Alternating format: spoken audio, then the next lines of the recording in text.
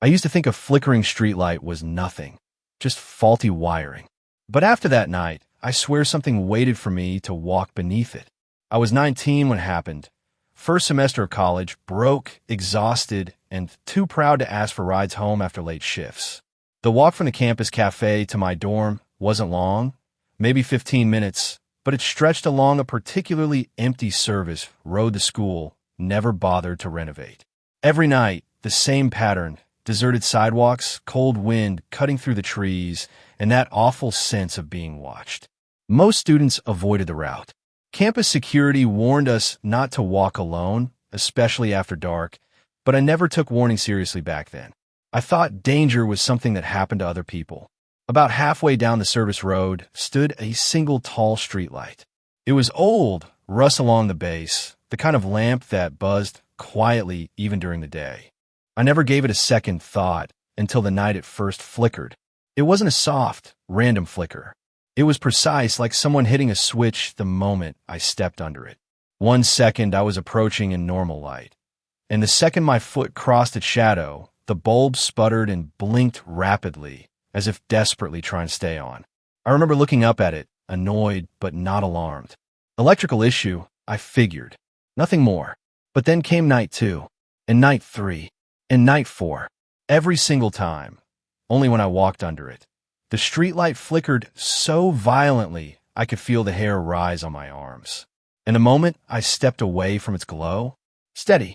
Perfectly steady. One night, I tested it. I waited a few yards away, watching the lamp burn normally. Then I stepped forward. Flicker. I stepped back. Calm. Forward again. Flicker. After the 4th time, I whispered under my breath, "Okay, that's weird." But weird wasn't enough to scare me. Not yet. Not until the night I realized the flickering wasn't just reacting to me. It was warning me about something else. It was a Thursday, almost 11 p.m., when I finished my shift. My manager asked if I wanted a ride. She did that sometimes when she saw how tired I looked, but I declined. I was young, stubborn, and had a false sense of invincibility. The service road felt even quieter than usual. No wind, no cars, no distant voices from the dorms. Just that heavy silence that presses on your chest.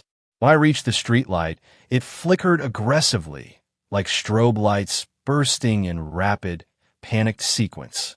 But I didn't step into it yet. I was still about 10 feet away, and it was already reacting. I froze.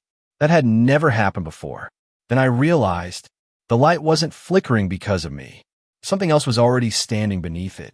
My first thought was that it had to be an animal, a stray dog, maybe a raccoon, something that reacted to movement, triggering the lamp's instability.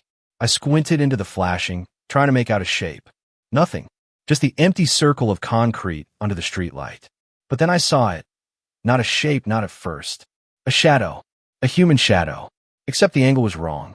There was no one physically standing in the cone of light, yet the shadow drifted across the ground, slow, deliberate, almost curious. I felt my throat tighten. I blinked hard, telling myself I was imagining it. But the shadow moved again, this time stretching toward me, impossibly long. The flickering intensified. The bulb buzzed louder, almost frantic. The shadow stopped moving. Then it lifted, not like a person stepping forward, more like something peeling itself upright, unfolding from the ground, rising in a jerky motion that defied normal balance or gravity. It stood there, inches outside the pool of light, completely featureless and darker than the night around it. The streetlight sparked, popping loudly. I stumbled backward, almost tripping. The figure responded, not by stepping, but by tilting as though its head was swiveling unnaturally to watch me.